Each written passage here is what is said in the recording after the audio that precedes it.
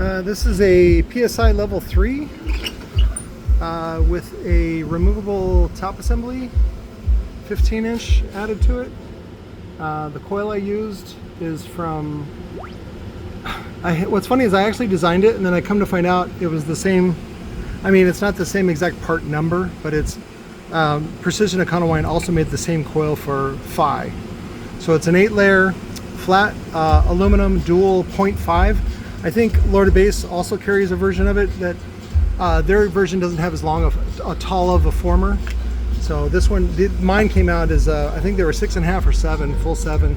7 was the limit to what you could do at Precision Econoline without using an adapter. So FS is looking at 25 Hertz. QTS is 0.43. Very, very quiet on the excursion, very well controlled. VAS is only 1.26 cubic. Oh no, that's not right. Let's do that again. The piston diameter was set up for 12. FS 26 Hertz or thereabout. Let's change that to 13.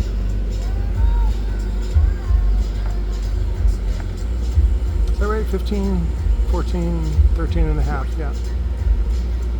There we go, 3 cubic foot on the VAS. So, because I told him, I said,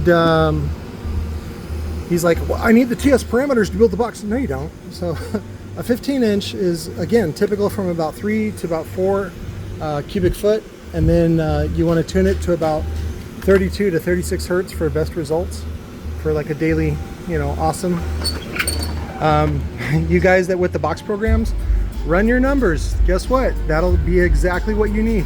I think it's hilarious when people like, this is what I do. This is what I do. And then people still like, well, I'll talk to my builder, right? Like somehow their dumb builder who wants to put this fucker in a bandpass knows better. He doesn't. He's an idiot.